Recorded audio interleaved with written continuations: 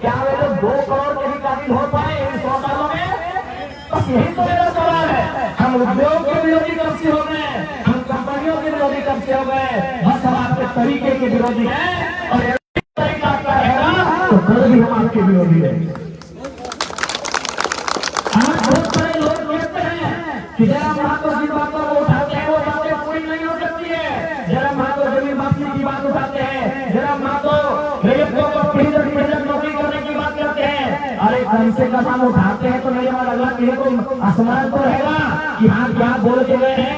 आज अगर 1907 में जमीन देने वाले बोल के जाते हैं कि यहाँ से यहाँ जमीन हमारी है, तो आज 2024 में मालूम होता कि वो जमीन हमारी है।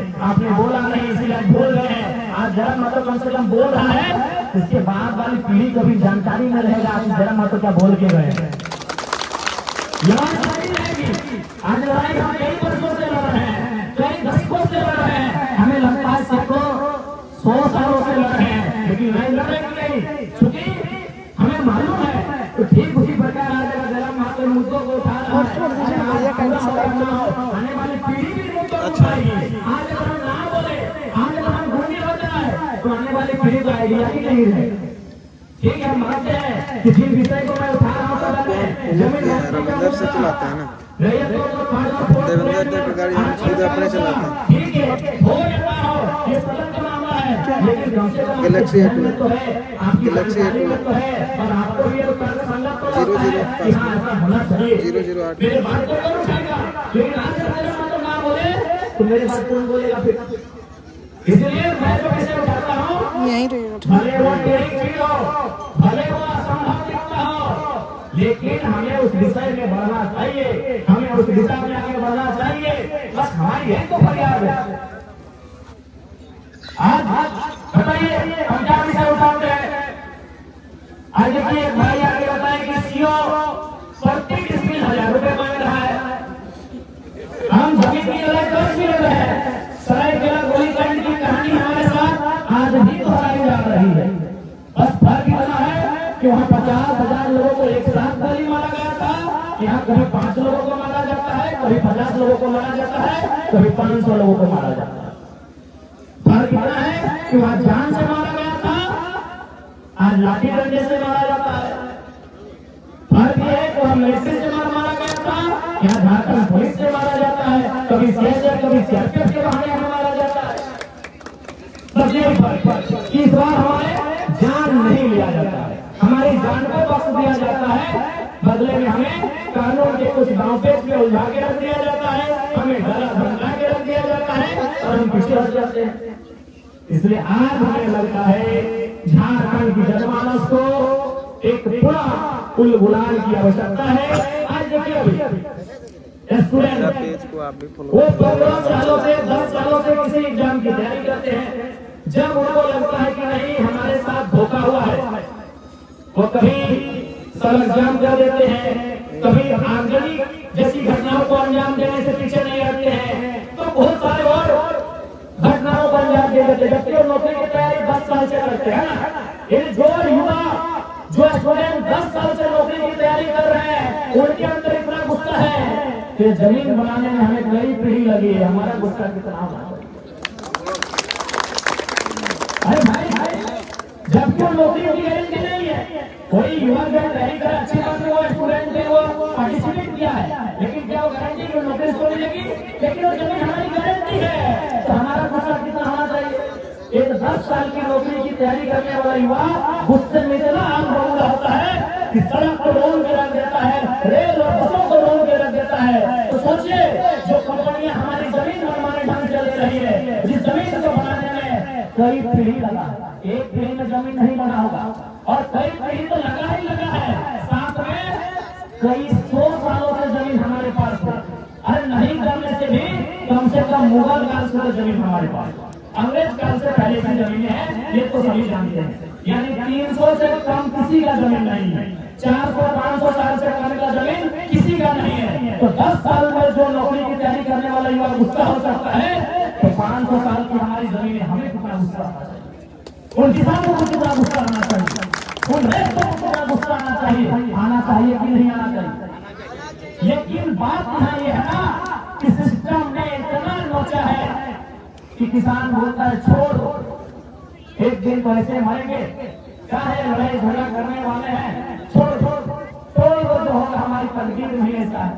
कभी हम एक बात सोचे हैं कि भाई जयराम महातो के पीछे झारखंड के लोग दृष्टि क्यों बनाए हैं?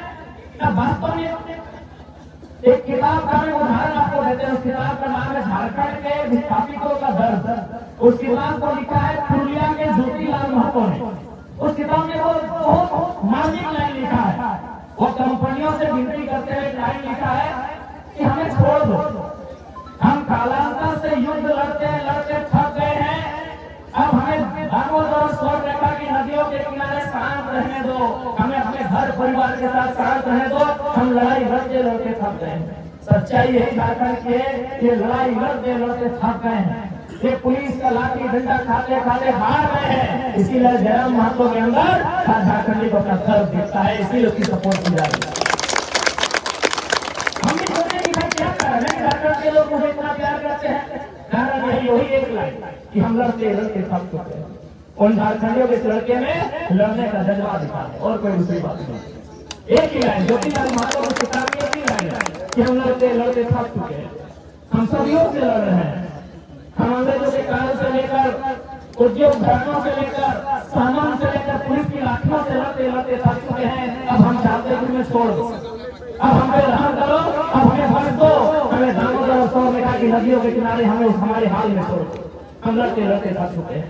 इसलिए आज झारखंड के लोग, सच्चाई यही है, निर्मल का बलिदान, कभी सुनील का बलिदान, कभी बिरसा की शहादत, कभी तिलका मांझी, कभी रघुनाथ महतो, आज झारखंड के लोग सच्चाई है इस सिस्टम से हार चुके हैं, इस सिस्टम से पनाह मांग रहे हैं, इस सिस्टम से रहम की भीख मांग रहे हैं कि हमें छोड़ दो भाई, हमारा नाम लेना है ले जाओ, हमारी जमीन छीननी है ले जाओ, हमारे गांव को बर्बाद करना है ले जाओ, हमारी फसलों को बर्बाद करना है वो भी कर दो, लेकिन हमें छोड़ दो, हम हार चुके हैं। तो जयराम महतो के रूप में उन्हें उस हार में जीत दिख रही है, जयराम महतो के रूप में एक लड़ाकू दिख रहा है, जयराम महतो के रूप में उन्हें फाइटर दिख रहा है। इसीलिए वो लड़का बाप धनबाद में डरता है और उसे काम लगाकर प्रधान में भी सुनते हैं, दूसरा कोई कारण नहीं है। बहुत धार्मिक लाइन है, हम लड़ते लड़ते थक चुके हैं, हमें छोड़ दो, हमने किसी का कुछ नहीं बिगाड़ा था, हमने टटा का कुछ नहीं बिगाड़ा, लेकिन टटा ने हमारा बिगाड़ा, हमने उसका बात का कुछ नहीं बिगाड़ा है, लेकिन उन्होंने बिगाड़ा है हमारे गांव हमारे खेत उजाड़ के चले, हमने किसी का कुछ नहीं बिगाड़ा है, एक कंपनी के बजाय हमने कुछ बिगाड़ा है, लेकिन उन्होंने हमारा बिगाड़ा है। जमीन हमसे लिया, आज क्या किया आपने? जमशेदपुर बसा दिया आपने, यूपी बिहार के लोगों को लाके आपने बसा दिया, क्या हाल हुआ हमारा?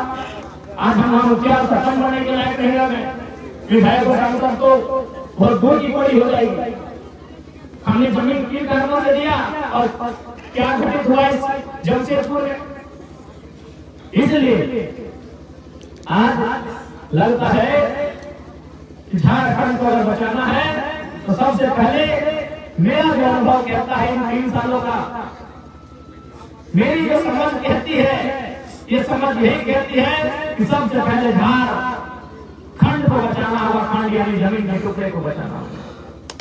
अगर आज हमारा जमीन का टुकड़ा बच जाएगा तो हमें नुकसान नहीं होगा। कुछ लोग अगर नौकरी करने चले भी आएंगे ना, ठीक है, वो बिहार का उत्तर प्रदेश का हो, अगर हमारा जमीन हमारा रहेगा वो भाड़ेदार बन के रहेगा, वो किराएदार बन के रहेगा, वो 30 साल की नौकरी करेंगे, वो वापस चला जाएगा। यही ना, अगर हमारी जमीन सुरक्षित रही, ठीक है भाई, भारत एक संवैधानिक देश है, हम 100% रिजर्व नहीं कर सकते, हमें किसने मना किया है, लेकिन हम जमीन नहीं देंगे, हम क्वार्टर देंगे, हम रेंट में देंगे। आए कोई भी है, वो बिहार का पुलिस है या उत्तर प्रदेश का मास्टर है या बंगाल का मैनेजर है, आज नौकरी करने के लिए, लेकिन शर्त क्या है, आप हमारी जमीनों में भाड़ेदार बन के रहेंगे, जैसे ही आप 5 साल की उम्र पार करेंगे, बोरिया बिस्तर लेकर अपने राज्य वापस चले जाएंगे।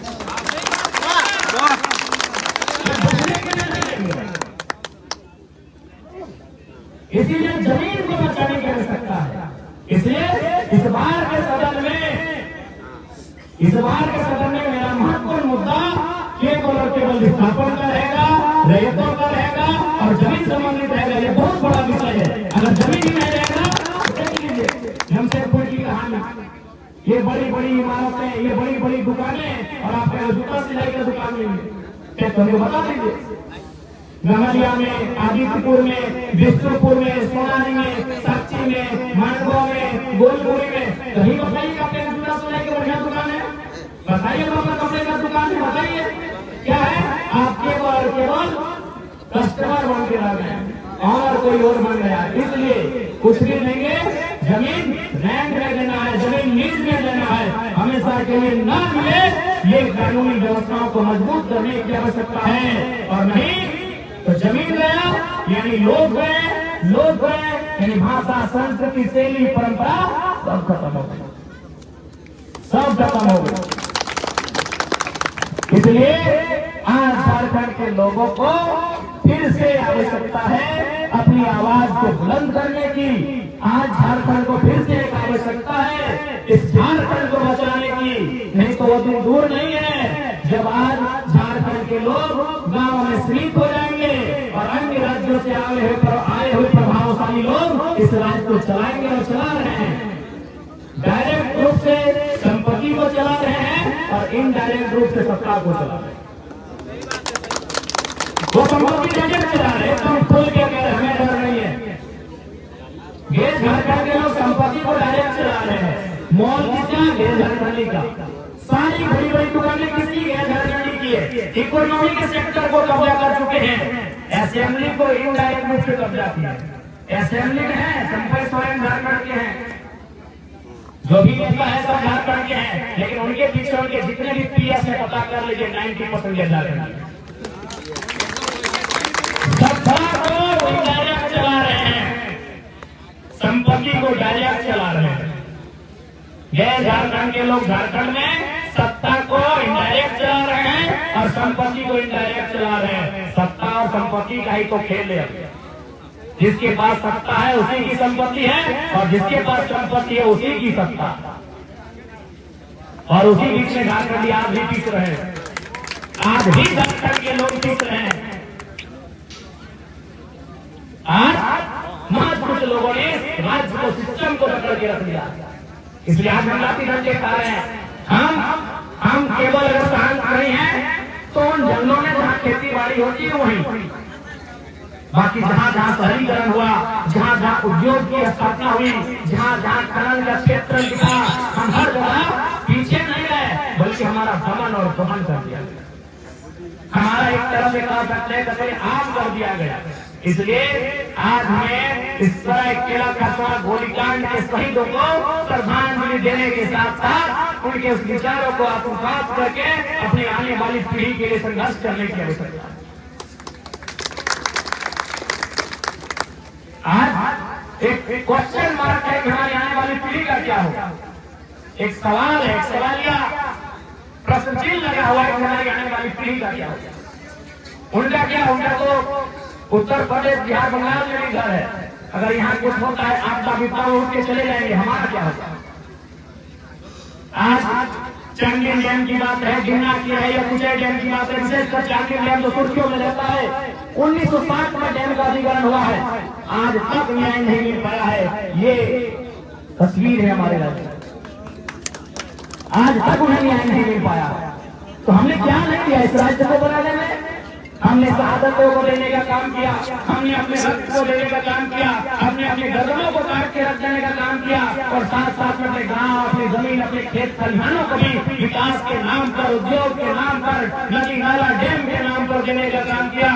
लेकिन आज हमारे साथ केवल सोचेला व्यवहार हुआ है। इसलिए आज भी झारखंड के जनमानस को समझने की आवश्यकता है। आज हम जो बातें कह रहे हैं, आज के दौर में सही बातें कठिन है, आसान नहीं है इन बातों का कार्रवाई हो पाना, लेकिन कम से कम ये आपके जहन में तो रहेगा।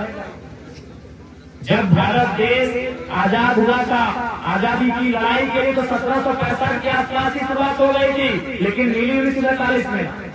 तो जब 1765 का टाइम था उस समय भी लोगों को लगता था कि ये कठिन काम है। जैसे आज आपको लग रहा है कि जयराम महतो जो बोल रहे हैं वो कठिन है, लेकिन अगर हम लगातार बोलते रहें, लगातार इन विषयों पर बात करते रहें तो कभी तो मुकम्मल होगा। अगर 1765 में जब आजादी की लड़ाई अंग्रेजों से छिड़ी जा रही थी, अगर उसी समय उनको निराशा मिली और उस निराशा से अगर चुप हो जाते हैं तो 1947 में आजादी मिलती। या फिर जिस प्रकार हमने 1950 के आसपास झारखंड आंदोलन को तेजी दिया था, 70-80 में तेजी दिया था, अगर उस समय हमारा मनोबल गिर जाता तो 2000 में झारखंड अलग होता नहीं होता। तो इसलिए आज अगर जरा मत तो अकेला बोल भी रहा है तो कोई बात नहीं, आप सुने और सुनने के बाद आप अपने विदेश से पहचान रहे कि हम गलत कह रहे हैं कि सही कह रहे हैं। अगर गलत कह रहे हैं तो भीड़ में से कहिए बाबू आप गलत कह रहे हैं, हम नहीं कहेंगे।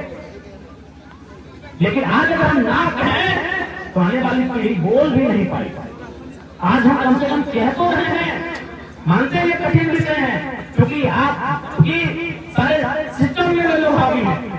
झारखंड का दो ही कारण है, एक करप्शन, दूसरा आउटसाइडर्स का मनमान।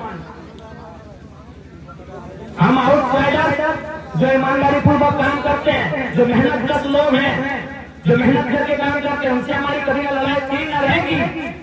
हमारी लड़ाई उनसे है जो गलत तरीके से, जो अवैध तरीके से, जो माफिया तरीके से हमारे राज्य में दखल देने का काम करते हैं, उनसे हमारी लड़ाई की है और रहेगी।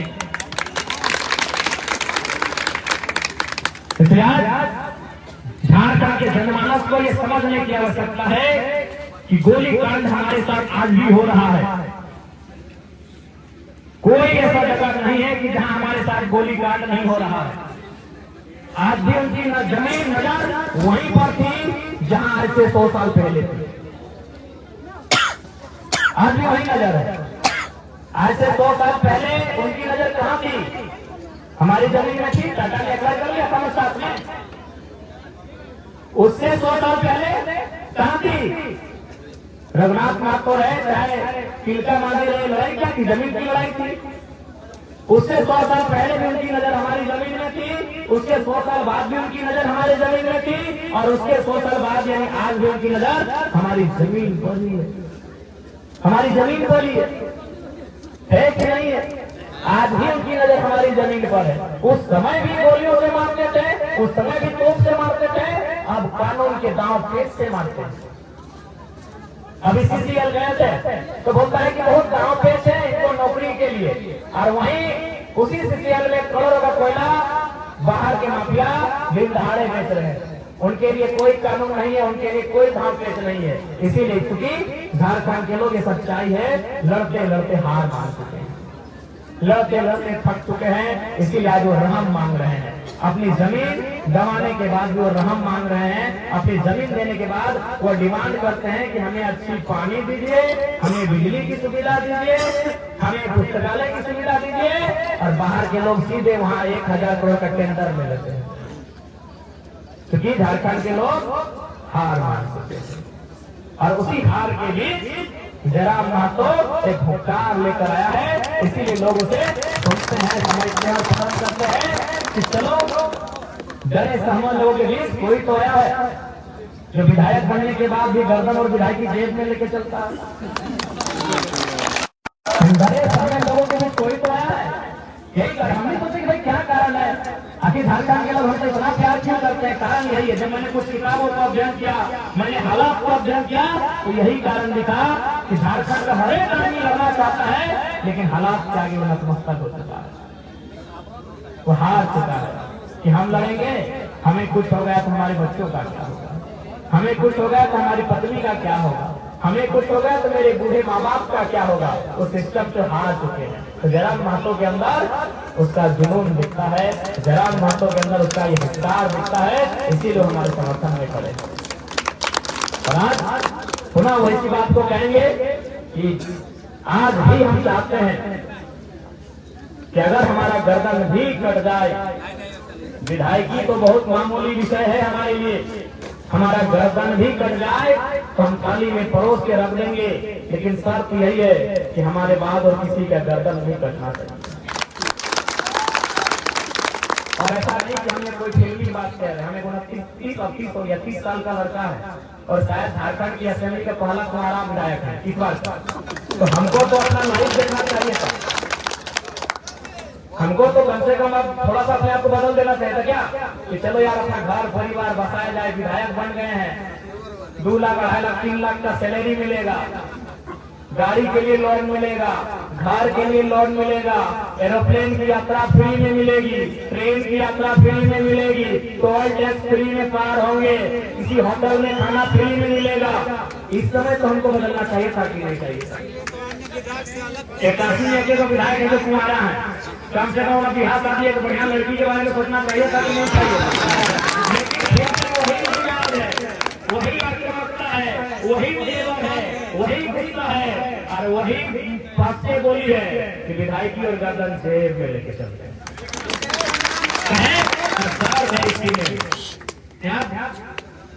अब तो हम चाहेंगे तो बदल भी जाएंगे, तो अब क्या कर लेंगे?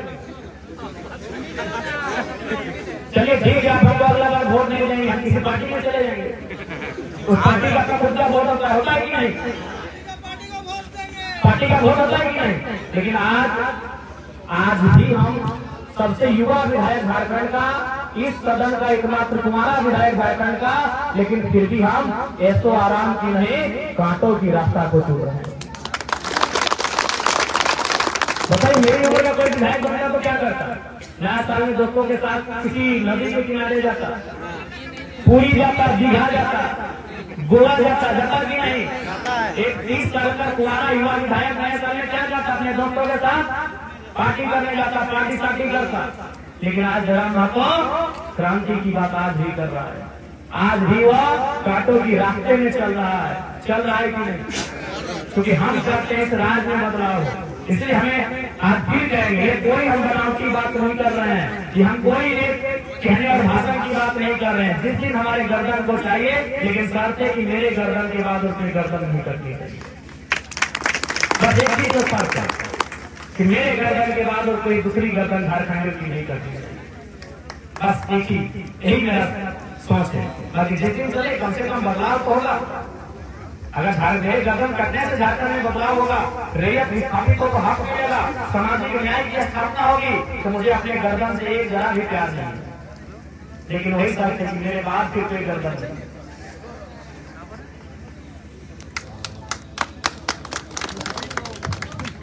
तो इसलिए आप सबों का बहुत बहुत आभार कि आप सबों ने हमसे जो अपेक्षाएं रखी हैं, इस बार जो सदन होगा, आप निश्चित रहे, हम विधायक भले डुमरी के बन के आए हैं, डुमरी जो गिरिडीह और बोकारो जिला में पड़ता है, लेकिन इस बार का जो सदन होगा उसमें आवाज चांदनी डैम का भी बुलंद होगा, टाटा की स्कूल का भी बुलंद होगा,